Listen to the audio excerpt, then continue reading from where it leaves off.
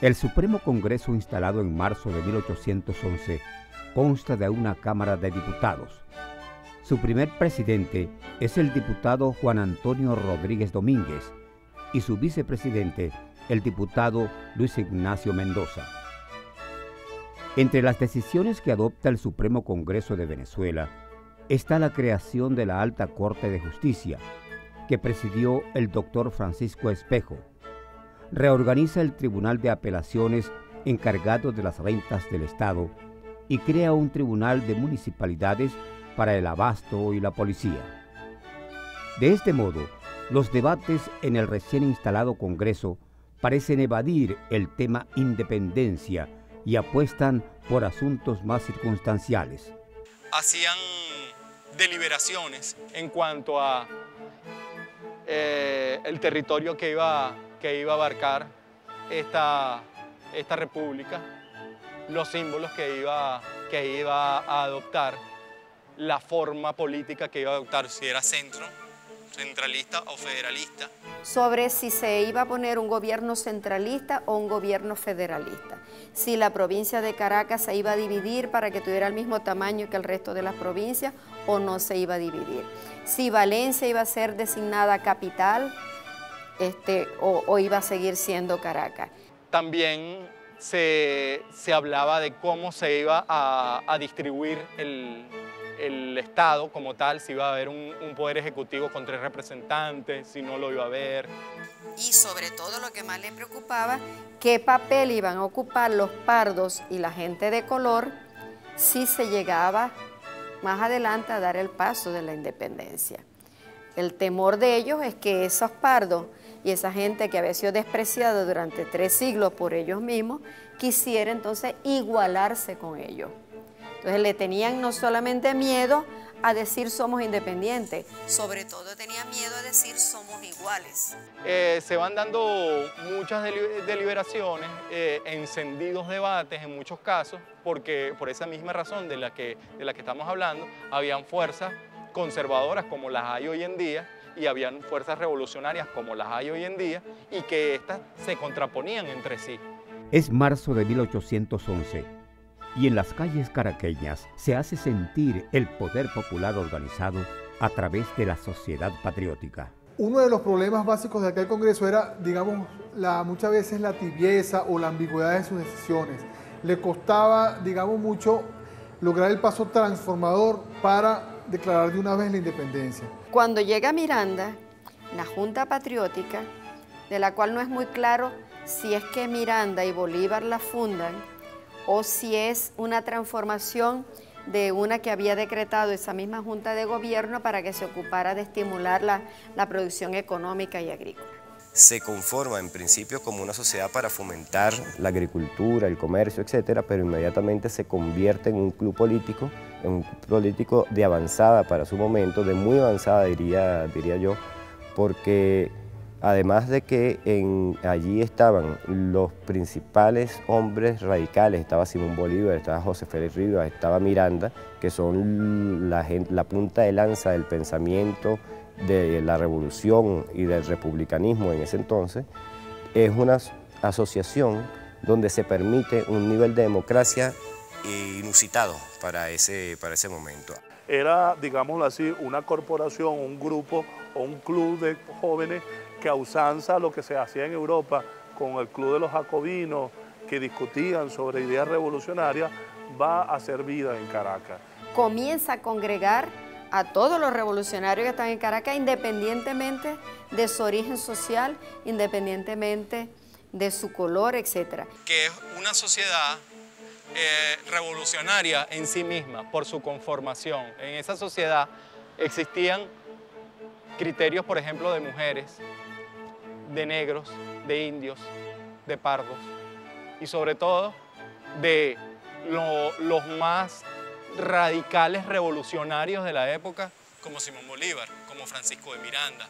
Es tan importante este movimiento, aunque cierta historiografía contemporánea lo niega, para no darle la justa importancia que merece el joven Bolívar en el marco de las discusiones, que es prácticamente, como ellos se declaran, la conciencia política del Congreso de 1811.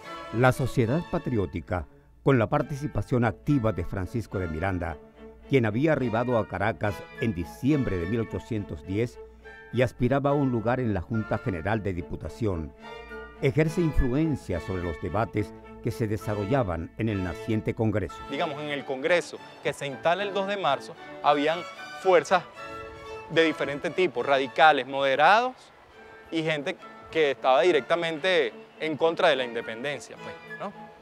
Y Miranda viene, lo recibe Bolívar y se va a juntar con Bolívar, se va a hospedar en la casa de Bolívar, lo que llama ahora la Casa del Vínculo, ¿verdad? Está allí, ahí comienza a conectarse con toda esa corriente revolucionaria. Un tiempo después regresa José Félix Rivas, que ahí lo habían exiliado en Parán cuando la conspiración de los mantuanos. Conoce a José Félix Rivas, conoce a otra gente y entonces se juntan en la llamada Sociedad Patriótica.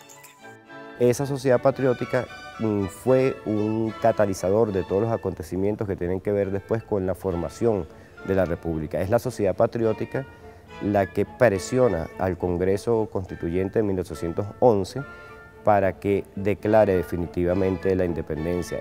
Francisco de Miranda, por supuesto, que previamente el Libertador lo había ido a buscar a Londres con López Méndez, con Andrés Bello, ¿verdad?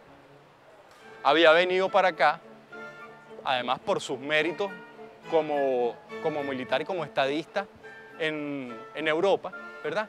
Y forma parte de ese Congreso. Bueno, Francisco de Miranda formaba parte, por supuesto, de los radicales.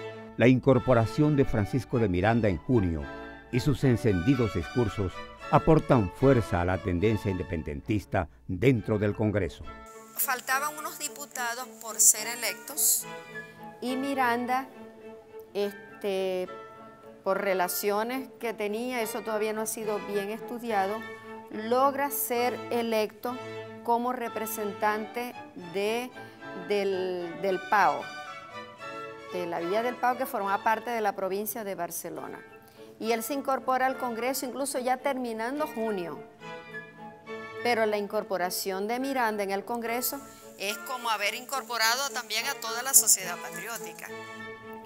En el Congreso, aunque el Congreso es medio conservador ahí todavía, la acción de la Junta en la calle va presionando, va presionando. Es el pueblo ahora que comienza a presionar al Congreso para que ya deje de hablar de monarquía y reyes y piense seriamente en la República. Francisco de Miranda gana los aplausos de los colegas diputados durante sus encendidas intervenciones. El 1 de julio, el Supremo Congreso de las Provincias Unidas de Venezuela aprueba la Ley de los Derechos del Pueblo, el cual constituye el documento doctrinario de la naciente República. Al siguiente día se presentaría la moción sobre la independencia, recibiendo el apoyo de la mayoría de los integrantes del Parlamento. 24, 48 horas antes de la declaración de la independencia, el 5 de julio de 1811, el joven Simón Bolívar, muy apasionado, toma la palabra en el Club Patriótico, en la Junta Patriótica o en la Sociedad Patriótica y habla de la necesidad del rompimiento con el yugo español. El 3 de julio, el futuro libertador Simón Bolívar ofrece su primer gran discurso en el seno de la Sociedad Patriótica. La Junta Patriótica respeta como debe al Congreso de la Nación, pero el Congreso debe oír a la Junta Patriótica dentro de luces y de todos los intereses revolucionarios. Pongamos sin temor la piedra fundamental de la libertad sudamericana. Vacilar es perdernos.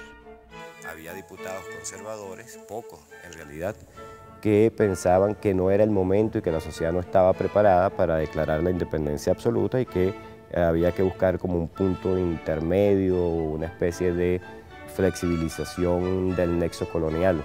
Sin embargo, el 5 de julio de 1811 gana definitivamente la propuesta de la libertad y de la independencia absoluta. El 5 de julio, se impone la propuesta independentista en el debate. El Congreso logra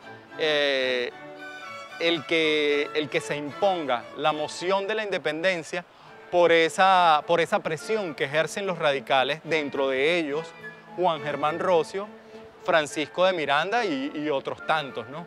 E incluso, bueno, hubo personajes que no llegaron a firmar el acta de la independencia porque estaban directamente en contra de ser independientes de la colonia española, ¿no? El 5 de julio de 1811 triunfa la postura independentista dentro del seno del Congreso de 1811. Se encarga la redacción del acta al diputado Juan Germán Rocio y al secretario Francisco Snardi. Lino Clemente, Francisco de Miranda y José de Sata son encargados del diseño de la bandera y cucarda nacional. Se desata la algarabía al saberse la aprobación de la propuesta independentista.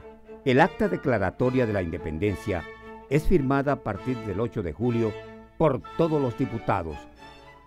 Paulatinamente, los representantes firmaron el documento hasta que el 18 de agosto estampan las últimas firmas. Es un paso, además, trascendental para toda Latinoamérica, porque es el primer país, además, que se independiza absolutamente y es el primer país que va, además, a redactar la primera constitución latinoamericana. El 9 de julio, el Supremo Congreso de Venezuela recibe los diseños de la bandera y el escudo nacional de manos de Francisco de Miranda y Lino de Clemente, siendo adoptada el 14 de julio. Cuando se propone el proyecto de bandera y es aprobado, Francisco de Miranda, así como la independencia, propone que sean los hijos de José María España, quien había sido ahorcado unos cuantos años antes, aquí en la Plaza Mayor, y él, cuando lo están ahorcando, dice: no pasará mucho tiempo para que mi muerte sea vengada. Son los hijos de José María España quienes izan la bandera republicana de Venezuela en ese momento. Las celebraciones populares son encabezadas por el mismo Miranda y los hijos de José María España, quienes izan la bandera por primera vez en la Casa de Gobierno, a la vez que es publicado el Acta de Independencia. El pueblo jura fidelidad y reconocimiento a los nuevos poderes mientras resuenan las campanas de las iglesias. Ese día estalla en Valencia una sublevación que es sofocada en poco más de una semana. La unión de las provincias vivía así los primeros embates de un conflicto interno que llevaría al fracaso a la Primera República tan solo un año después. Van a comenzar a aparecer reacciones monárquicas en diferentes lugares. Una de las más importantes fue la que se desata en Valencia. Primero, la Junta, ya el Ejecutivo, que ya el Congreso había designado, manda al Marqués de Toro al frente de unas tropas a enfrentar a la gente de Valencia, pero el Marqués de Toro fracasa. Ante ese fracaso, comienzan a buscar quién podría entonces, sobre todo, superar la idea de la división entre milicias regionales y conformar un ejército que enfrentara exitosamente esa reacción monárquica, y dada la experiencia militar de Miranda, designan a Miranda. Ese poder ejecutivo además le da, como lo nombra lo que sería hoy una autoridad única, le concede poderes que en aquel entonces se llamaban dictatoriales, pero simplemente en el sentido de que usted es la única autoridad que va a decidir lo que se va a hacer. Miranda los enfrenta, no va a ser fácil, van a tener, el ejército patriota va a tener muchas bajas, pero efectivamente Miranda vence esa reacción realista en Valencia.